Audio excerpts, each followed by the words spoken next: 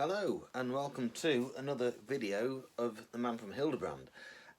This week's going to be a little bit of a news roundup. There's nothing exciting to report, but it's still kind of worth just to sort of keep in the loop. So the last time I did a video, I was pretty certain that I'd be doing another video around Black Friday time to kind of celebrate the release of GoldenEye and A View to Kill on expanded 2CD format. That hasn't happened. So yeah, myself and many others were a little bit sort of disappointed. The kind of clues kind of came about sort of probably last Tuesday, where La La Land had sort of announced that they would make the Black Friday announcement on the Wednesday, which I thought was a bit odd because in the past it's always actually been on that Friday, and it was rumoured to have had 3 titles that they were going to release. So of course we thought, oh, 2 of them have got to be, GoldenEye and A View to a Kill. Wednesday comes, nothing happens. So yeah, there's a little bit of disappointment. Apparently, what they'd released on Wednesday is the last titles of this year. So there was a bit of speculation to whether or not we could have an announcement on Christmas Eve, like we did a few years ago for Octopus in the Living Daylight, Live and Let Die. So I don't know, but apparently also what's been said is that there's 4 more titles to be released in January, which there was open to release this year, but it's the matter of getting them signed off. Now, so we are kind of assume that A View to a Kill and GoldenEye are kind of been done, ready to go. It's just down to Amazon to sign them off. Now, I think back at the beginning of the year, probably springtime, the lawyer at Amazon had retired, which, how dare he? It's very inconsiderate, that is.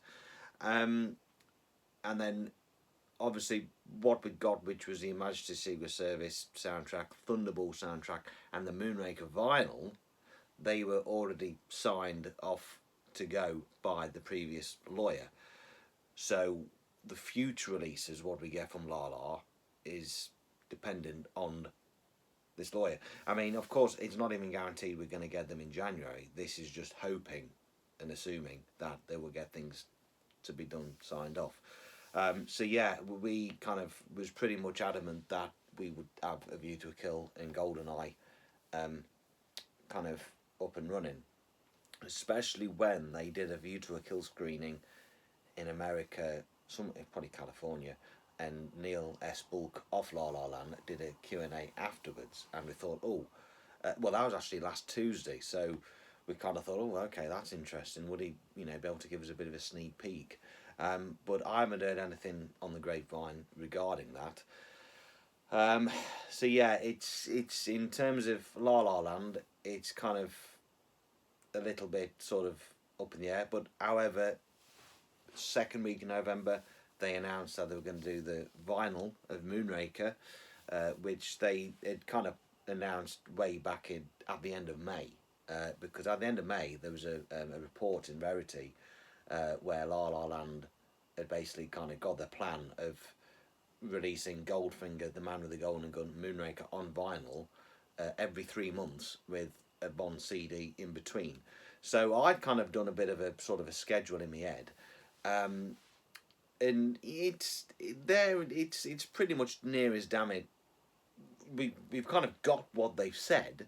It's just not marrying up with the dates. But yes, we've got the Moonraker vinyl, which I believe that's an instant hit. There's 2 versions. There's a version on 007 Store, and then there's another version directly from La La Land. It's a 4. Is it 2 vinyl? It'd be 2 vinyl collection, 2 sides. So the thing with the CDs, you get all the additional music, whereas basically with the vinyl, it's just the complete score. So yeah, that's really cool. The vinyls, I do get vinyls, but I get the original sort of ones if I can. I'm not really into the reissues as such. However, I did get a reissue of the Casino Royale 1967 one. Um, so yes, I've got them.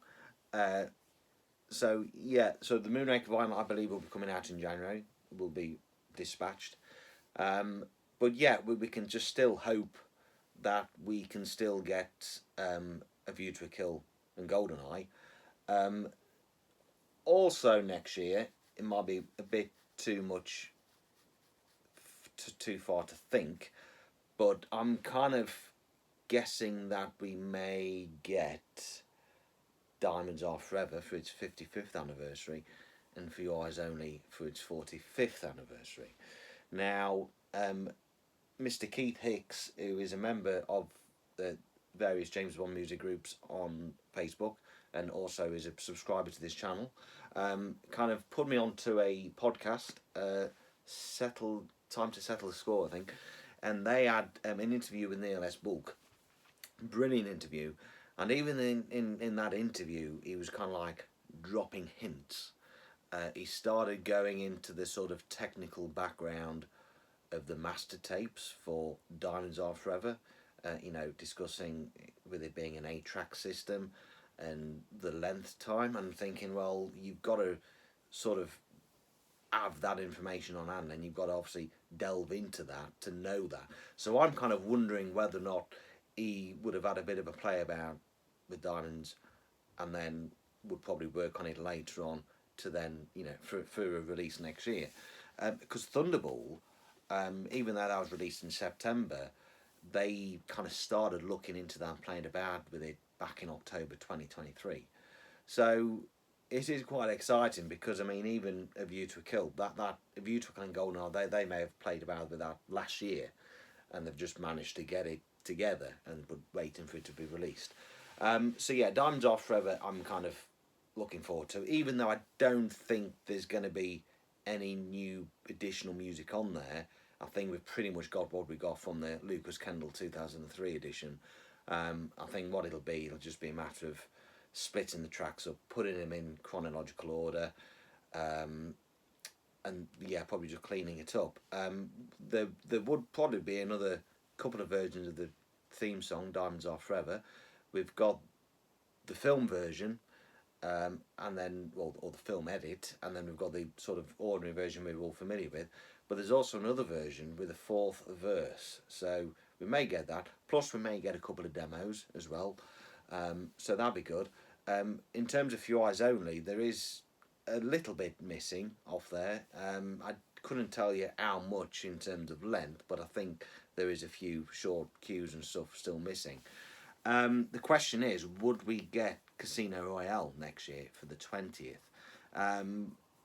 Now, there's a bit of an interesting debate because someone's saying that the La La Land's contract and clauses are they don't do titles more than 20 years or less. And then the other one was saying, well, no, that's only stipulation if your music was recorded in America. Casino Royale was recorded in London, so it might be different. My argument is that, well, Die Another Day was 15 years old before La La Land released the expanded version of that. So I don't know. I mean, what's also interesting is obviously with A View to a Kill 40th, GoldenEye 30th, there is Spectre's 10th anniversary. But there's not really much mention of that within the forums and within the groups. So I would be very surprised if we do get Spectre, because for 10 years it just seems a bit of just doesn't seem to be enough of a milestone. And I don't think there's going to be much of a market. I mean, there's obviously more of a market for the John Barry Bond scores than there is the Thomas Newman scores. I mean, I'm not a fan of Thomas Newman's work, especially on Spectre. I mean, I'm not even a fan of the film, full stop. But yeah, if it come out, I will get it. So yeah, I mean, that may well be another one that would be released in January alongside with A View to a Kill and Goldeneye. I will be very surprised if it is. If it is released, then it would then give us an indication whether or not they may give us an expanded edition of Casino Royale. Now, Casino Royale, the thing with the later, especially the Daniel Craig films, is that there's quite a lot of. I mean, there's like 26 tracks on them soundtracks, and there's quite a fair bulk of music. Even though, years and years ago, I think Apple Music did a thing where you could only through Apple users you could download like 4, 5 or 6 tracks which from Casino Royale which were not on the CD. I did that. So they may. I mean, the tracks was the music for the pre-titles, titled "License to Kill," 2 kills, and then there was music when Bond runs to the elevator to say Vesper, and there's other pieces in there which I can't remember. But yeah, I mean, I think the basically, you know, the Casino Royale complete score is out there. What I did is I got the combination of the soundtrack album plus these additional bonuses from Apple Music and kind of put it all together on my iPod. So yeah, it is out there. But anyway, I'm getting a bit carried away because we haven't even seen the back of this year yet. We haven't even got A View to a Kill or GoldenEye. So, you know, fingers crossed, January, hopefully we may get them. But yeah, I kind of feel, yeah. But then it kind of also makes sense because back in September, I went to the All Bar Brown store in London and asked the question, you know, will there be any new sort of Bond range, Bond clothing coming this year from All Bar Brown? And they said, yeah, we'll be releasing a collection in November. November's now been and gone. There was nothing. And I was kind of keeping my eye out because I was also kind of like, comparing it to when they released it last year, which I think was probably the second week in November. So I kept an eye on the second week of November this year, so about the same time, nothing. And I'm kind of putting it back onto, you know, clearly it hasn't been signed off. It's there, ready. It's just the lawyers at Amazon, i.e. London operations, haven't signed it off. So that may come in January as well. So, I mean, the All Bar Brown, I will have a look. I probably won't buy anything because I can't really afford it, especially now. The CDs, I'm kind of particularly, they currently for me are the thing and I'm saving up for them. So, yes, it kind of makes sense that with nothing coming from All Bar Brown and, you know, it's down to probably Amazon signing things off. So, anyway, fingers crossed. Of course, next year we have got 007 First Light. I can, you know, I mean, that's only 4 months away. That's in March. So I kind of feel that will start picking up and the wheels in motion will start going on that. We've had no major news on Bond 26 apart from apparently sources say that they will begin production in April of next year at Pinewood Studios, and according to the writer Stephen Knight, AI will play sort of an enemy, which I'm kind of feeling it's going to be similar to what Mission Impossible did with the Entity, because that was AI, and that it was pretty scary because it kind of showed you, yeah, AI can sort of hijack a system and start causing chaos. So yeah, I mean the fact that it's being filmed at Pinewood is kind of promising because at the end of the day, you know, that is the home of James Bond, and what kind of sort of bugs me is that Star Wars and Disney have had a 10-year lease on that, and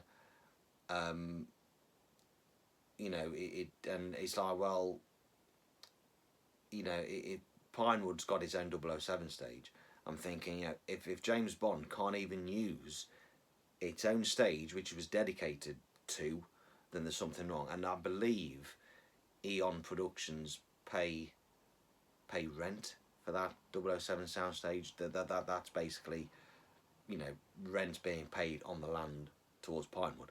But anyway, the fact that apparently it's going to be back at Pinewood, is good, and it is possible because I think the 10-year lease was from 2015 till this year, so that lease has probably run out. They would probably, now Disney, Star Wars, that they will probably move to Pinewood in Toronto, abroad, or go elsewhere.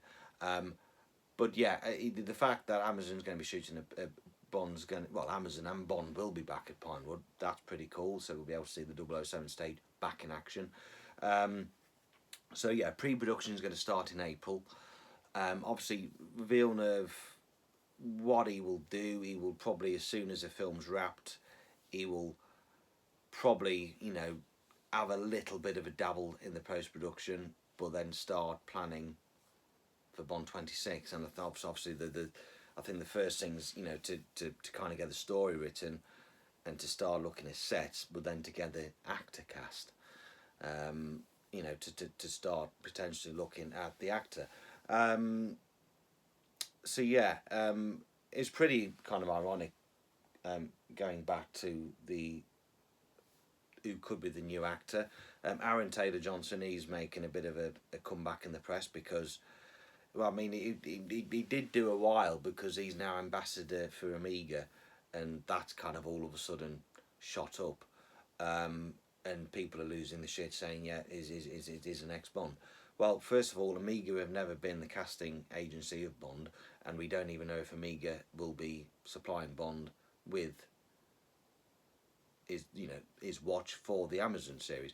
Obviously, Amiga are appearing in 007 First Light. So yeah, we've kind of in terms of Bond, I feel that next year will be a bit more of an interesting year. There'll be a bit more to report. The gears will be, the gears are moving, but we can't see them. Next year we will be able to see them. There will be news left, right, and centre. And all this, and they'll probably be aiming for. I mean, I think it'll probably be the fall, sort of back end of next year, before we get an announcement of the next actor, and then they'll start production January 2027. So yeah, that's going to be all cool. Now, what else is it? So yes, I probably beginning of August. It was probably a few days after I come out of hospital, actually. Somebody I went to school with, who's now a landlord of a pub, she said, I'm doing a James Bond quiz. Can you supply the questions? Brilliant. So I provided 30 questions, and it's quite difficult for me because it's like, well, how geeky do I go? What do I? It's kind of hard to know how easy or hard to make it because, who was the first director of the first Bond film? Well, we know that. Would the general public know that? So it was kind of a fine balance. But anyway, I did 30 questions, and I put a few trick questions in there, and I went a couple of weeks ago on the 19th of November. The quizmaster was there, so I sort of was working alongside him, and he says, if there's any questions, come and shout me. So yeah, we had 5 teams altogether, and it kind of a little bit annoyed me because we had 2 guys who kind of reluctantly joined in. They didn't want to. They would have a go. They even called themselves 5th place, so they didn't have much faith in themselves, and yet they did become 5th place. And I actually donated some gifts. I was going to take them to the charity shop anyway, so there weren't, nothing valuable or didn't mean much. But it was basically the Majesty's Secret Service soundtrack, the old one, another duplicate paperback book I've got many of, and a bit of an illustration picture thing. I'd donated them as gifts, and I don't know how they did it, but they got 3 out of 30. 3 out of 30. So there's 30 questions. Some of the questions were double points. So they got 3 out of 30, and oddly enough, they managed to win the prices I've donated. So I was highly annoyed because I'm thinking they don't really know the Bond. They ain't gonna appreciate that. And it was the first time. I mean, I don't know if it's a common thing, but it's the first time I've ever noticed where the loser actually walks away with more than the winner, and it kind of totally bamboozled me. And the thing is, the person who won actually got 34 points, and I was very, very impressed because he even, I mean, there was a question, and even he kind of said, are these the official films, the Eon films? And the quizmaster kind of obviously didn't know what the hell he was on with, so I had to step in and kind of say yes. But the fact that he knew who Eon were, I thought, my God, he is something. He is good. And and yeah, he did very well. I mean, the trick questions I thought would have floored them. They didn't. So I obviously didn't do that much of a good a job to try and fool people. But yeah, he did the 30 questions, and yet I can't even remember what they won. But the a membership to the John Barry Appreciation Society was one of them. And I turned to my mate and says, "Hang on, I'm a member of that. That's on Facebook. How would you be invited to the?" I'm thinking, what's going off? You've clearly got somebody who knows their shit and has got good knowledge of Bond, who would have appreciated the gifts I've donated more than the people who just wouldn't have had a clue. So yeah, that kind of really kind of sort of annoyed me on that. But anyway, I know next time not to donate gifts. So yes, I think in terms of a quick roundup, we was all highly getting our hopes up high for Black Friday. Nothing happened, and I mean, the beginning of last week, I had some news which I wasn't really hoping, and I was kind of relying on Friday to kind of pick me up a little bit, but it never did. But yeah, I mean, I have got a few more. I mean, I've got a bit more stuff to worry about. So hopefully January. I mean, we'll see. We'll see. I would. I mean, License to Kill was announced 16th of January last year. So probably the second week of January. Let's just keep an eye out because we may get a view to a kind of GoldenEye. So yeah, and then obviously that's something else we can talk about. But I think that's it for now. I don't think there's much more. Quantum of Menace, I believe that's selling quite well. Raymond Benson's The Hook in the Eye is now in second printing.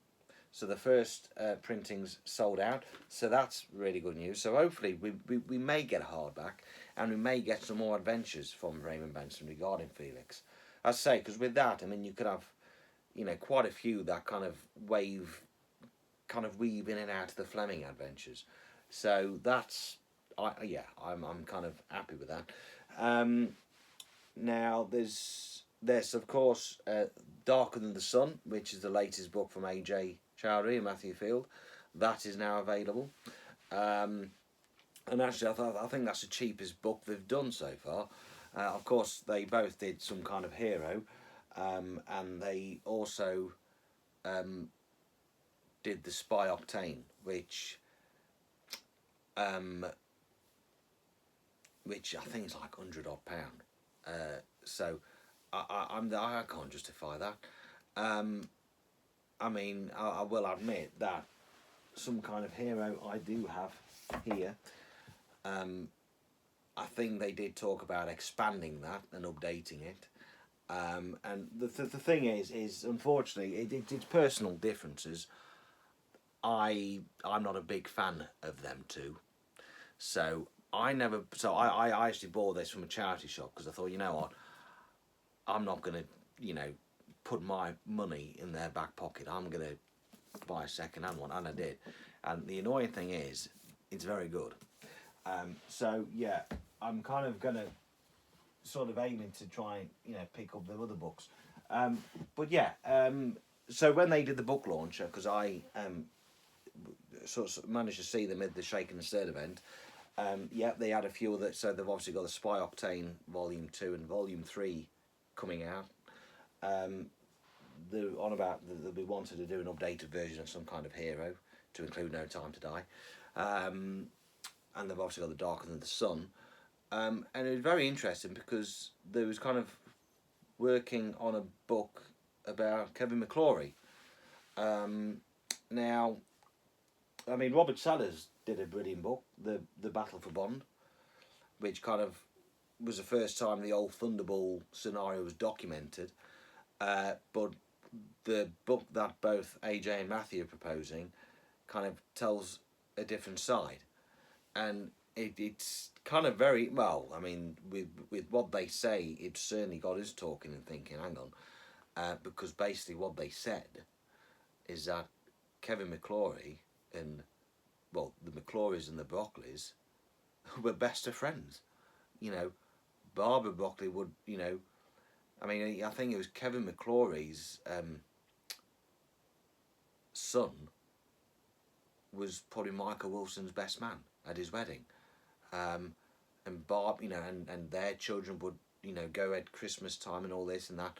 It was, yeah, it kind of certainly got the thinking, hang on, this is a totally different side, which has never been said before. And it does beg questions, because we've got this impression that the Broccoli's and McClorys don't get on. And it also kind of made us wonder, well, why are they so against Never Say Never Again? That they Eon kind of want to sort of brush that under the carpet as if it doesn't exist. That's why Never Say Never Again is never included in any of the James Bond DVD sets, or it doesn't really have, Corgi haven't got a license to it. Merchandise, anything that tends to be, as a license for the official Bond films, never goes with the Never Say Never Again. So, yeah, I mean, whenever that book comes out, I don't know, but I'm looking forward to it.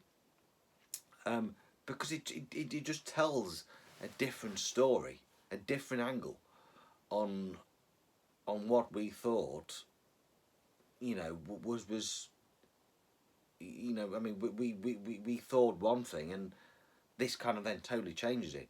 So yeah, that will be an interesting one when that comes out. So yeah, and then also Edward Biddulph has done released a book. I think it's the Lover's Guide to the James Bond Locations of Great Britain. Now this is on the list for a book for me to get. It's pocket sized, but yeah, so that'll be very interesting, because it's probably not only does it cover the films, it also covers the locations of the Fleming novels, which is fine. But I kind of sort of really kind of bugs me that it's the locations of the Fleming novels. It's never the locations of the continuation authors. It's, Folio Society, their focus, and Ian Fleming Publications focuses really on Fleming's work. They haven't really done much for John Gardner. And it's just a shame, because I mean, I know John Gardner is kind of very much into myths, but at the end of the day, he is still part of the Bond world. His stories should just get just as much attention as the Fleming ones, and that goes to all the other authors: the Raymond Bensers, the William Boyd, the Sebastian Faulks, Horowitz, all them. They are part of the same legacy, and they should all be, treated equally. I mean, we've got this book down here, which is James Bond: The Man and His World, by Henry Chancellor. This is, I mean, it is the official companion to Ian Fleming's creation, and so it was authorised by Ian Fleming Publications. It's from 2005, and it kind of does pay tribute to Kingsley Amis' James Bond dossier. When you look at the cover, because the cover for Kingsley Amis' James Bond dossier was similar to that, where they had bullet holes, and they just had like thumbnails of, I believe, the chopping artwork. This is the pan paperback artwork, so it's kind of a similar format. And yeah, it is basically. I mean, it's probably something I've got to read again, but it is just a companion to Ian Fleming's novel, and I'm thinking, you know what? Wouldn't it be great if Henry Chancellor or somebody else did the exact same thing for the John Gardner novels? You know, I might even do that myself. Sod it. I mean, it's not like I've got nothing else to do whilst off work. But you know, you've got, you know, he kind of just details all the books and all the adventures. You know, goes on to, you know, Bond's fashion, Bond's cars, style, taste, all this and that. You know, I mean, something. You know, John Gardner. I mean, because he did more titles, more novels than even Fleming did.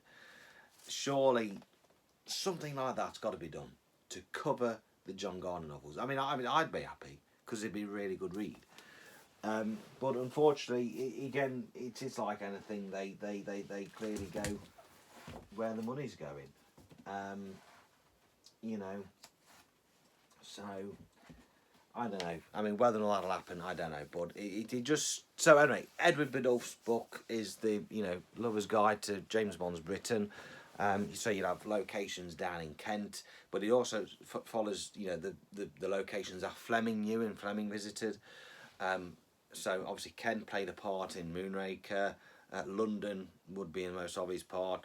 Obviously Scotland, the mid, you know, because obviously the film, I mean, even bits of From Russia with Love filmed in Scotland. Then you have Skyfall.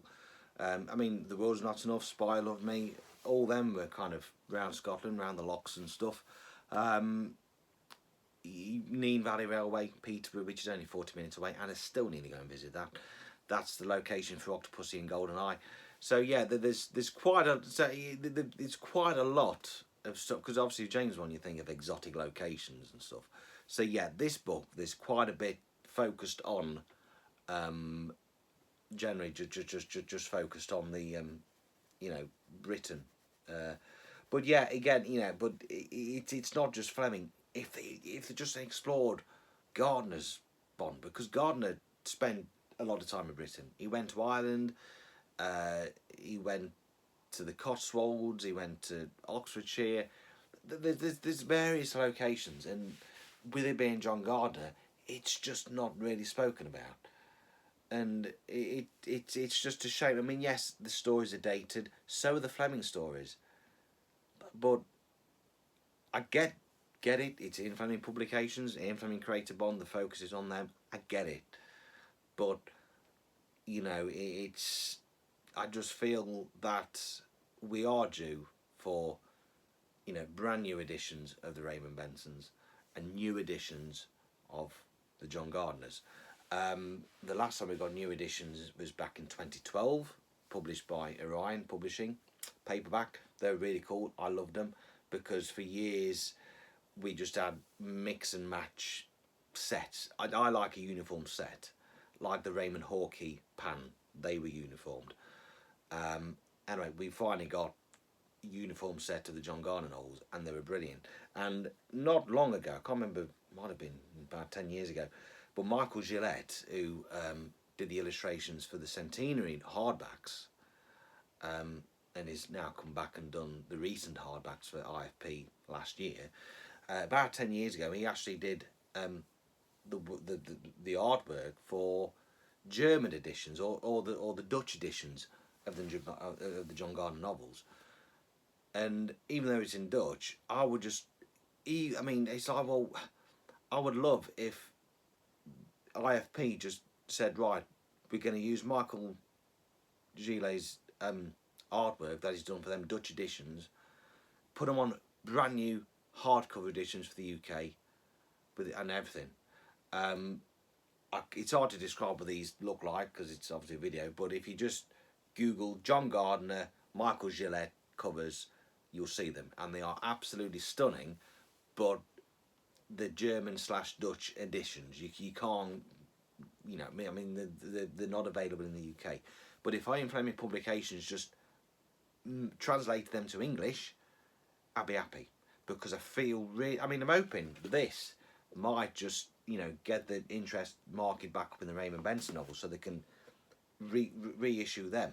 I know a few years ago they reissued 0-10 Colonel Sun and the James Bond autobiography by John Pearson, but we just want, you know, new covers. You know, I mean, yeah, I'm kind of fed up with them just reissuing all the Ian Fleming ones, because it's like, it's not just Ian Fleming. There's more, right?